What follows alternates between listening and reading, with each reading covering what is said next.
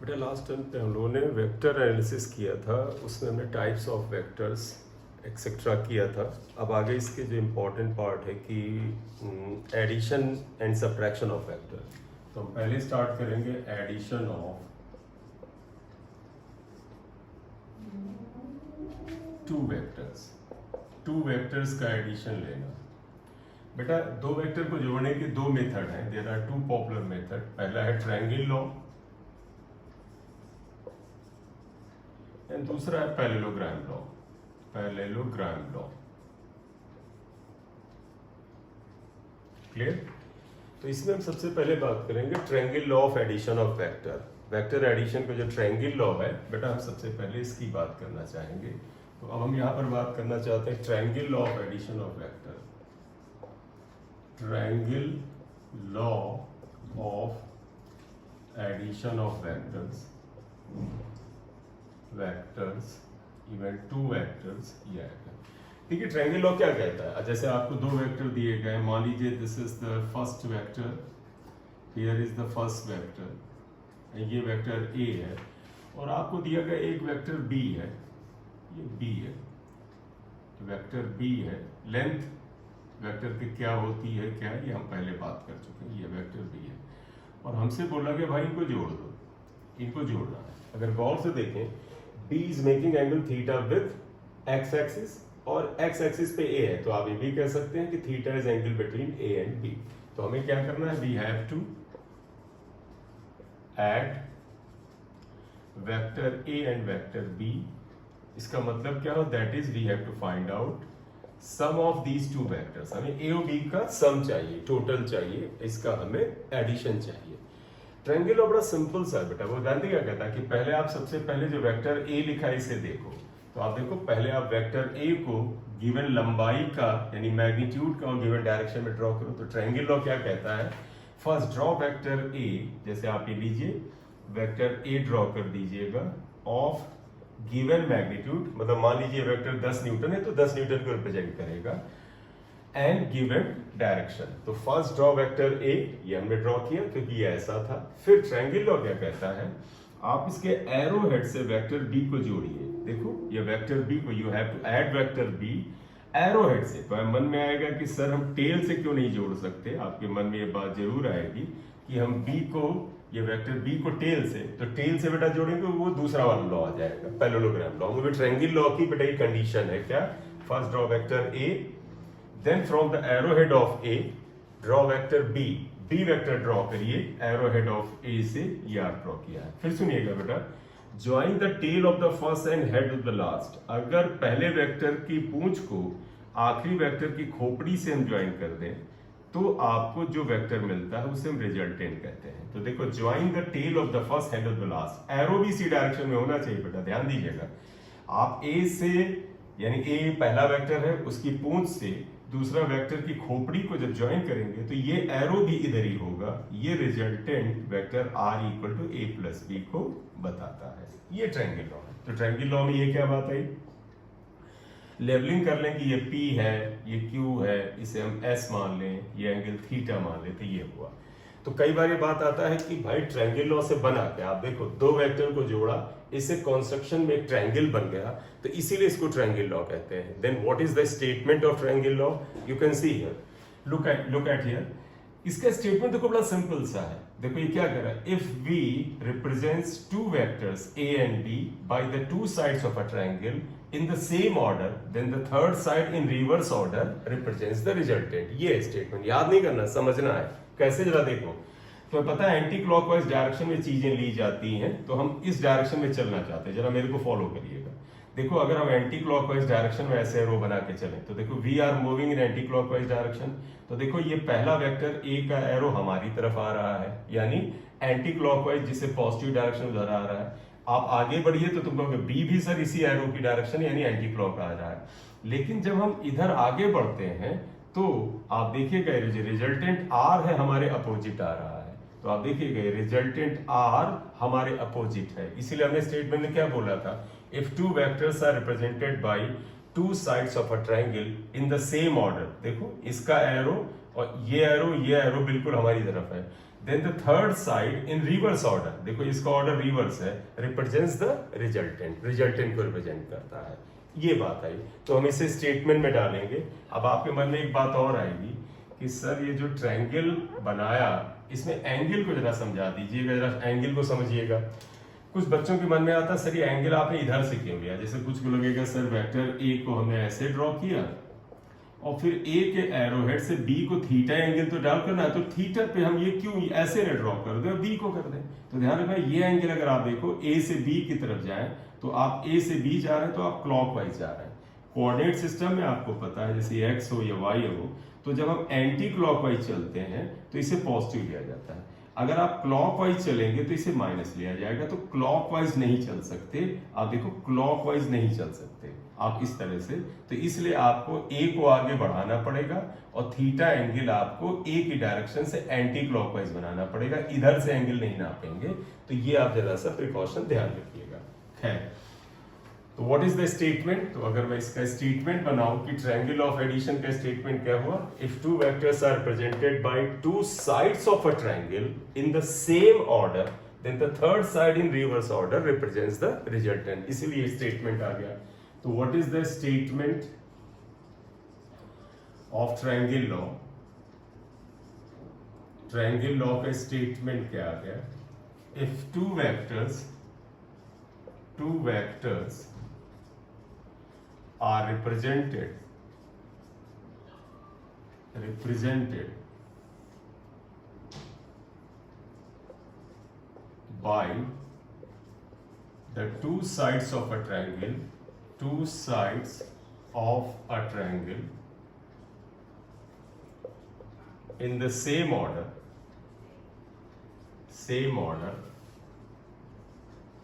then third side in reverse order represent the resultant, ये बेटा triangle law है। तो ट्रायंगल लॉ के स्टेटमेंट ये कहता है। अब आपके मन में आएगा कि सर एक वेक्टर ए है, एक वेक्टर बी है, एंगल थीटा है, इसका ये रिजल्टेंट आया। रिजल्टेंट का मतलब ओवरऑल इफेक्ट, दो वेक्टर का जो प्रभाव आया वो आया। तो हम इसको निकालें कैसे, तो अब द रखिएगा हमें टू कैलकुलेट करना है आर, और आर का मतलब magnitude of R, magnitude of vector R. Vector R का मैग्नीट्यूड का मतलब क्या होता है कि जो वेक्टर आर है उसकी न्यूमेरिकल वैल्यू क्या है ये बताना है। इसका बड़ा सिंपल सा ज्योमेट्रिकल कॉन्सेप्शन है, और वो ऐसे है, जरा देखिएगा। क्या आप ऐसा करो कि आप यहां से अगर एक परपेंडिकुलर ड्रॉ कर दो, ये आ गया, ये एम आ गया, और अगर आप ये ट्रायंगल ले लो, यहां पर देखिएगा इन ट्रायंगल QSM हम ये लिख रहे हैं। तो पहले तो हमने ड्रॉप अ परपेंडिकुलर SM ये किया। इन ट्रायंगल QSM अगर आप देखिएगा, अगर हम cos थीटा निकालें तो क्या आएगा, देखो cos थीटा इक्वल टू आता है बेस अपॉन हाइपोटेन्यूज। बेस है QM तो QM आएगा, अपॉन हाइपोटेन्यूज B के बराबर। एरो हटा दोगे तो ये B को रिप्रेजेंट करेगा। तो अगर आप यहाँ पे QM देखें तो क्या आ जाएगा, B cos थीटा आ जाएगा। तो आप कहोगे कि ये जो QM साइड है ये B cos थीटा के बराबर है। तो this is equal to B cos theta. Clear. Same triangle में अगर हम sin थीटा निकालें, sin थीटा देखिए क्या आएगा, sin थीटा होता है बेटा perpendicular upon hypotenuse. Perpendicular SM है तो दैट इज SM, और हाइपोटेन्यूज ये है बेटा ये, तो दैट इज QB। आपको लिखना हो QB लिख लीजिए। तो अब आप देखिए क्या लिख दो कि sin theta equal to SM पता करना है, और QB कितने के बराबर है, QB आप देखिए तो B के बराबर है। एरो हटा दीजिए तो आप देखिएगा SM equal to B sin theta आता है, ये आएगा, ये इस पे बराबर आएगा। तो ये आपको पता चल गया। आप देखो बेटा ये जो साइड थी, थोड़ा सा बेटर डायग्राम ड्रॉ कर लेना, ये आ गया। तो देखो बेटा ये आ जाता है B sin थीटा। देखो बेटा जब कोई कैलकुलेशन करने हो तो आमतौर पे हम राइट एंगल ट्रायंगल ढूंढते हैं। राइट एंगल मतलब एक एंगल 90 हो। देखो ये एंगल 90 है, उससे हमें फायदा जानते क्या होता है, हम बड़ी आसानी से साइन और टैन की इक्वेशंस आसानी से लगा देते हैं। और दूसरा पाइथागोरस थ्योरम, आप देखो PSM, ये एक राइट एंगल ट्रायंगल हुआ, उसमें ये हाइपोटेन्यूज हुआ, ये हमें चाहिए, ये बेस हुआ, ये परपेंडिकुलर हुआ। तो हम अगर PSM में पाइथागोरस थ्योरम लगा दें तो हमारा आंसर आने लगेगा। तो हम यही करने जा रहे हैं कि बेटा ध्यान रखिएगा, हमें R चाहिए, R को डायग्राम में देखो PS के बराबर है। तो अगर हम पाइथागोरस थ्योरम लगाएं तो आप ये आएगा in triangle PSM। Pythagoras theorem अगर लगाएं तो देखो क्या आएगा, PS स्क्वायर इक्वल टू बेटा ये आ जाएगा PM square plus SM square ये आ जाएगा। ठीक, तो ये इतने के बराबर आ गया यहाँ पर इतना। ठीक, तो देखो PS कितने के बराबर है R, तो ये R square equal to PM कितने का, PM बेटा देखिए ये वाली वैल्यू A के बराबर है, A पर से एरो हटाइए तो देखो PM कितने के बराबर, P से M, उसमें ये वैल्यू आएगी, ये A के बराबर है, प्लस ये वैल्यू क्या है, B cos थीटा है, इसका होल स्क्वायर, प्लस SM कितने के बराबर है, B sin थीटा, इसका स्क्वायर आ गया। आप इसे सिंप्लीफाई करिए, R स्क्वायर इक्वल टू बेटा A प्लस B का होल स्क्वायर लगाइए तो A स्क्वायर प्लस इसका स्क्वायर यानी B square cos square theta plus 2AB बेटा 2A, A मतलब ये B मतलब ये B cos theta plus B square sin square theta, ये है राइट। तो ये वैल्यू यहां पर आई।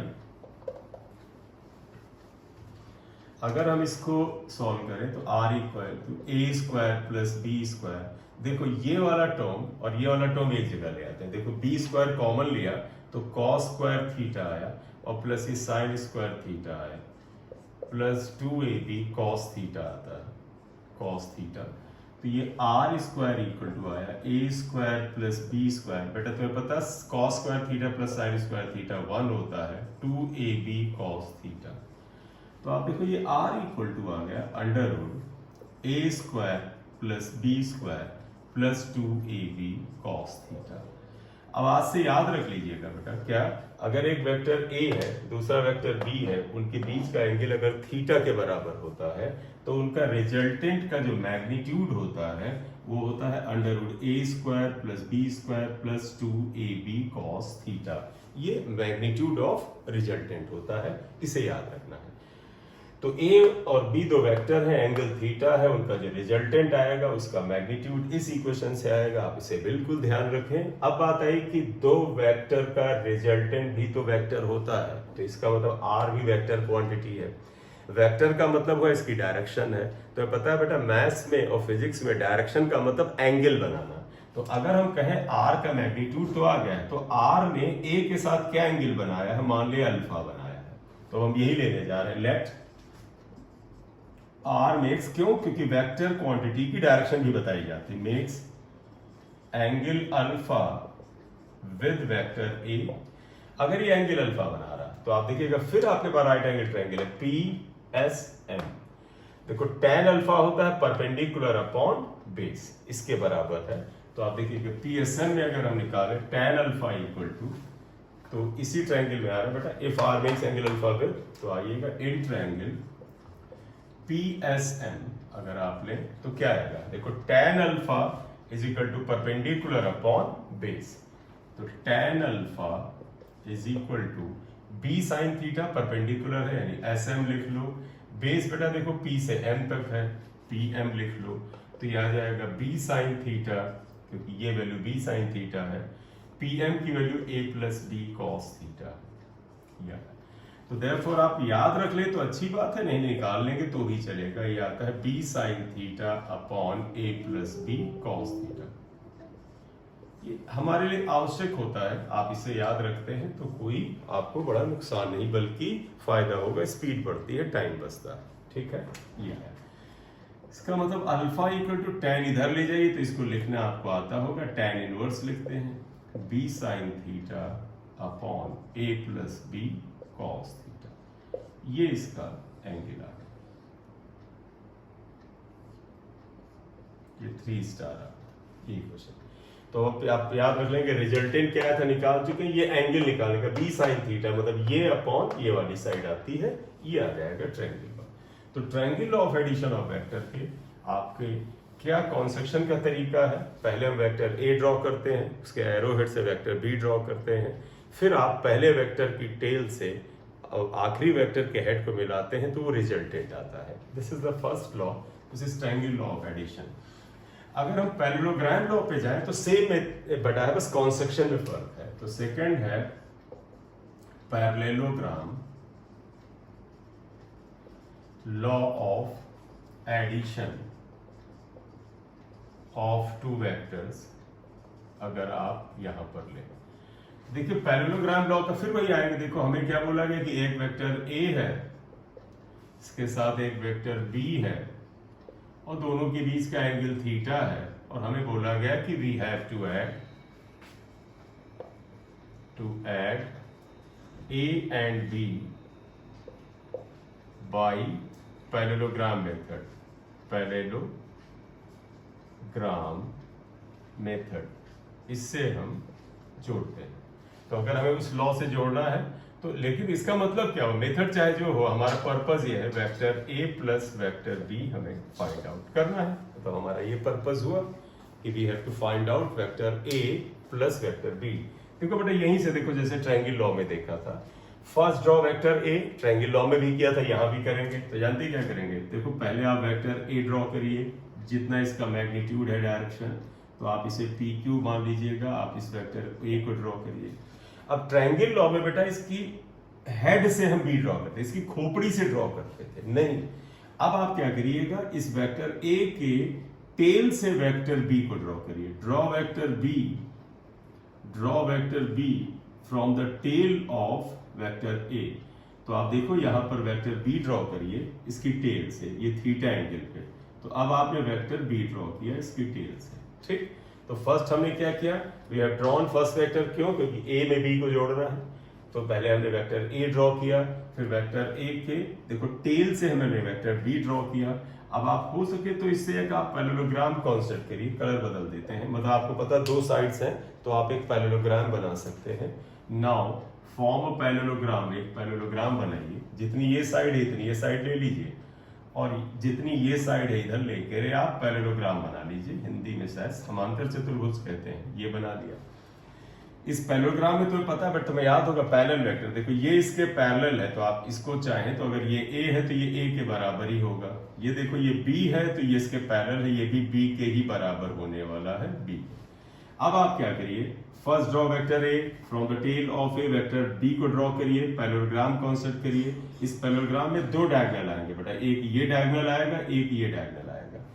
अगर आप ये डायगोनल मिलाते हैं तो ये डायगोनल रिजल्टेंट को बताता है। अगर आप देखें ये डायगोनल, तो जानते हो क्या, diagonal passing through the joint of A and B, जहां से ए और बी का ये जॉइंट होता है, जहां से इनकी टेल जाती है, जो डायगोनल जाता है ये रिजल्टेंट को बताता है, vector A plus vector B, इसको बताता है, ठीक। तो what we have done here, first we have drawn vector A, why, because first vector was ए।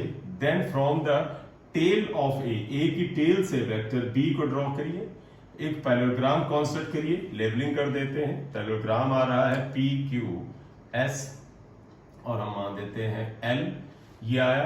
इसका जो जॉइंट ऑफ ए और बी से जो ये आपका डायगोनल जाता है वो रिजल्टेंट को रिप्रेजेंट करता है। अगर गौर से देखो ट्रायंगल लॉ जैसा ही बन रहा है, आप देखिए अगर आप ये हिस्सा हटा दीजिए तो ट्रायंगल लॉ ही देखो, पहला वेक्टर, इसके एरो हेड से दूसरा वेक्टर, अगर ये एंगल थीटा है तो तुम्हें ये भी एंगल थीटा ही दिख जाएगा। अगर देखना चाहे देखो ये एंगल थीटा आएगा, देखो पहला वेक्टर दूसरा वेक्टर और ये रिजल्टेंट है। तो देखो ट्रायंगल लॉ ही है, बस कॉन्स्ट्रक्शन का तरीका बदला है, बिल्कुल सेम रिजल्ट आता है। तो ये आ गया है। अब तो मन में आएगा सर रिजल्टेंट कैसे आएंगे, सेम बेटा। आप देखो आपको अगर रिजल्टेंट निकालना है तो ड्रॉप परपेंडिकुलर, आप एक परपेंडिकुलर डालिए, हम लेवलिंग में सेम पॉइंट लेते हैं, एसएम डाल दीजिए। तो आप यहाँ क्या लिखोगे, ड्रॉप परपेंडिकुलर एसएम, ये आया। फिर याद होगा इस ट्रायंगल क्यू एस एम में, in triangle Q S M आपको याद हो साइन थीटा क्या आएगा, या cos theta equal to, cos theta होता है बेस अपॉन हाइपोटेन्यूज, ये आ जाएगा क्यू एम अपॉन बी। तो क्यू एम रिपीटिशन है लेकिन मैं कर दे रहा हूं, कॉस थीटा ये आया, तो ये वैल्यू हो गई बी कॉस थीटा ये साइड बी कॉस थीटा, ये ए के बराबर, ये पूरा आ गया। अब आइएगा साइन थीटा कितना आ जाएगा, तो देखो साइन थीटा होता परपेंडिकुलर एस एम, ये परपेंडिकुलर है S M upon hypotenuse Q S है। तो आप देखिएगा हमने यहाँ पर क्या लिखा था, परपेंडिकुलर, चलिए बी के बराबर लिख लिया है, तो एस एम इक्वल टू क्या आ जाएगा, S M equal to B sine theta आ जाएगा, ये S M equal to B sine theta आ जाएगा। तो ये बी कॉस थीटा, ये बी साइन थीटा, ये आ गया। फिर तुम्हें याद है कि अगर तुम्हें ये रिजल्टेंट आर का मैग्नीट्यूड यानी यहाँ से यहाँ तक का मेजरमेंट चाहिए, तो आप यही पाइथागोरस थ्योरम इस राइट एंगल ट्रायंगल में लगा दो। तो in triangle P S M, same ले रहा हूं, देखो पी एस एम, तो पता है इस हाइपोटेन्यूज का स्क्वायर यानी पी एस स्क्वायर जो है that is P M square plus S M square, S M square है इसके बराबर है, राइट। तो ये आया, कैलकुलेशन सेम जाएगा, लेकिन हो सकता है किसी बच्चे ने इसी क्लास को ऐसे किया हो, तो मैं यहाँ बात करूंगा। एक रिक्वेस्ट है बच्चों, अगर आप में से कोई इंसिडेंटली वीडियो को देखता है तो आप मेरे पुराने वीडियो भी देखिए, और अगर आपको बेनिफिशियल लगता है तो आप सब्सक्राइब करिए चैनल, और लोगों से भी कहिए सब्सक्राइब करें। जितना सब्सक्राइबर बेटा बढ़ता जाएगा, मैं वीडियो और बढ़ा दूंगा, पूरा कोर्स कराऊंगा, और इसमें नीट जेई और धीरे धीरे आएगा, तो फिर इसमें हम एडवांस के भी क्वेश्चन डालते जाएंगे, लेवल पे आते जाएंगे। थोड़ा टाइम लगेगा इसमें, लेकिन आप सब्सक्राइब करिए, हम इसको करते जाएंगे। Thank you. वापस आइएगा, पीएस चाहेंगे, ये पीएस है, देखो पीएस की वैल्यू क्या है, आर के बराबर, ये लगा रहे बेटा यहाँ, R square equal to PM, PM बेटा ये है, ये कितने के बराबर, A plus B cos theta, A plus B cos theta का होल स्क्वायर, प्लस ये है S M B sine theta का होल स्क्वायर। और इसे सिंप्लीफाई करते हैं, हालांकि कर चुके हैं, लेकिन एक बार और करते हैं। ए प्लस बी का होल स्क्वायर क्या होता है, ए स्क्वायर प्लस इसका square B square cos square theta, plus तुम्हें पता 2ab होता है यानी 2a into B cos theta, plus B square sine square theta. देखो बेटा ये और ये में बी स्क्वायर कॉमन ले लो, तो A square plus B square, यह आएगा cos square theta plus sine square theta plus 2ab cos theta आएगा। और अगर आप यहाँ आएंगे तो R square equal to A square plus B square into 1 plus 2ab cos theta. तो रिजल्टेंट तो सेम ही आएगा बेटा, क्योंकि ट्रायंगल लॉ और पैरेललोग्राम लॉ है तो एडिशन के लॉ, बस ज्योमेट्री बदलती है बेटा। तो आप देखो यहाँ से ये क्या हुआ, आर इक्वल टू वही आएगा under root A square plus B square plus 2ab cos theta, ये रिजल्टेंट हुआ। और अगर आपसे कहा जाए देखो ये रिजल्टेंट आ गया, तो फिर बात करें, ए वेक्टर है बी वेक्टर है, दोनों का रिजल्टेंट आर है, तो आर का मैग्नीट्यूड यहां से आएगा, इसकी डायरेक्शन क्या है, यानी हमें ये एंगल चाहिए अल्फा, सेम है बेटा, देखो tan alpha perpendicular upon base. तो आप क्या लिखोगे, इन ट्रायंगल, ये आ जाएगा पी एस एम, आप देखिएगा tan अल्फा क्या हो जाएगा, S M upon P M, S M है B sine theta upon A plus B cos theta, ये आया।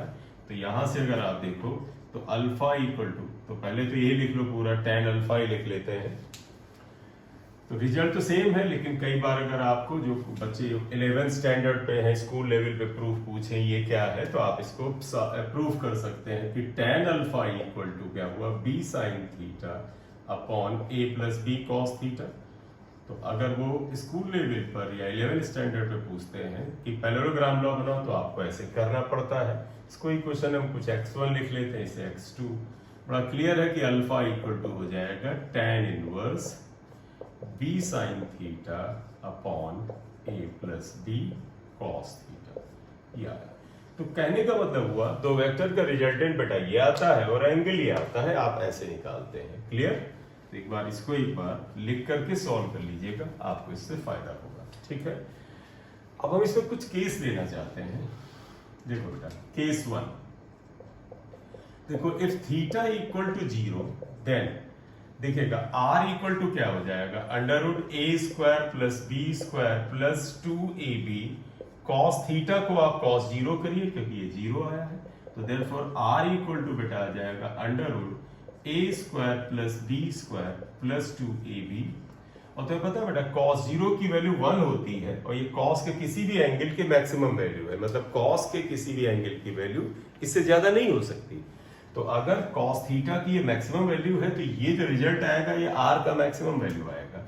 तो इसको अगर आप लिखें तो देखो क्या आ जाएगा, under root a plus B का होल स्क्वायर। आपको सभी को याद है a plus B whole square क्या होता है, a square plus B square plus 2ab, ये आ गया।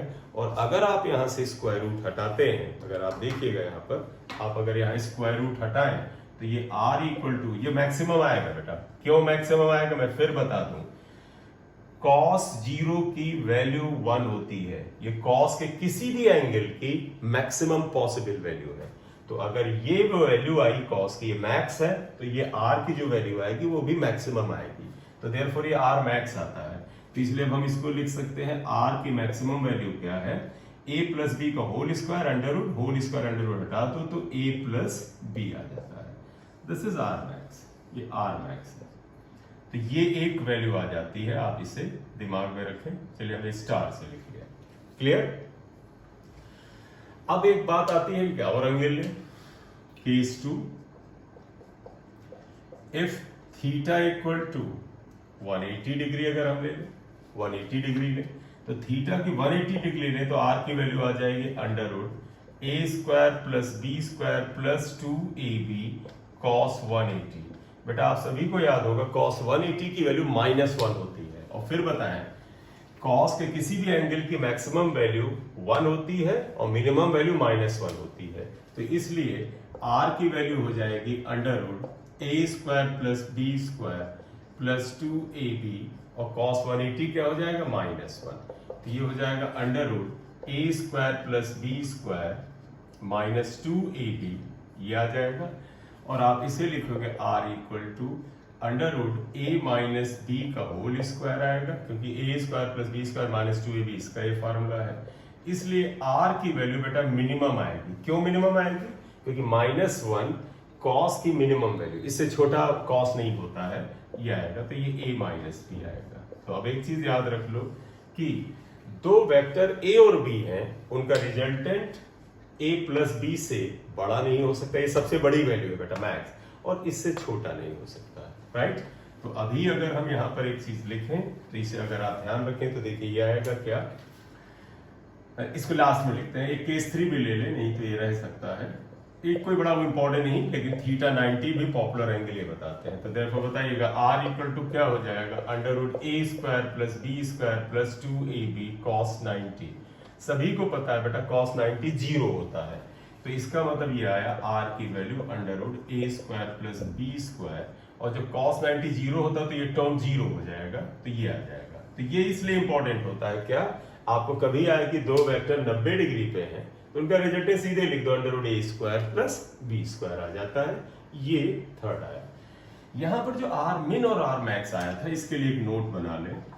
देखो आपका क्या रिजल्ट निकला कि दो वेक्टर का रिजल्टेंट जो है वो बेटा कितना मैक्सिमम हो सकता है, a प्लस बी से बड़ा नहीं हो सकता और a माइनस बी से छोटा नहीं हो सकता। तो this is the range of resultant. ध्यान रखिएगा यहाँ a और b सिर्फ न्यूमेरिकल वैल्यू है, a और b न्यूमेरिकल वैल्यू, मतलब मैं कहूं a है 15 न्यूटन तो ये 15 है, ये है 20 न्यूटन तो ये 20 है। तुम कहो डायरेक्शन सर, उससे मतलब नहीं, क्योंकि एरो हटा दिया है तो इसका मतलब ये सिर्फ मैग्नीट्यूड है। मैग्नीट्यूड का मतलब क्या होता है, न्यूमेरिकल वैल्यू को रिप्रेजेंट करता है, राइट। तो ये ध्यान रखना, इससे एक बड़ा स्मार्ट क्वेश्चन पूछा जाता है, वो ये ऐसे है। तो देखिएगा एक अच्छा सा क्वेश्चन एक लिखते हैं।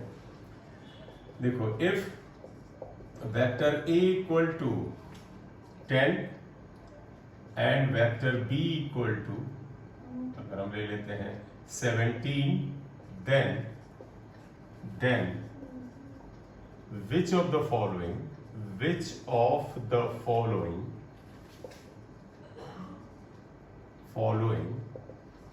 may be the, मतलब हो सकता है, may be the resultant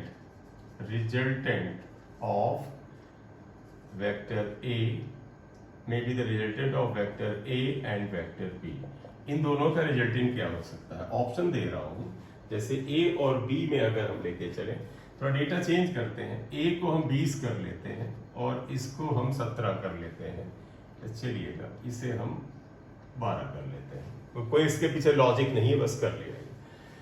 तो आप देखिएगा ऑप्शन इन्होंने क्या दे रखा है, अगर आप इन दोनों के दें, पहला इन्होंने लिया है कि आंसर इसका है 12 न्यूटन, तीसरा अगर आप देख लें दूसरा आंसर है 27 न्यूटन, अगर तीसरा हम ले लेते हैं वो है 4 न्यूटन, या 4 न्यूटन इसलिए निकल रहा है क्योंकि मैंने इसको सोचा है कि फोर्स है।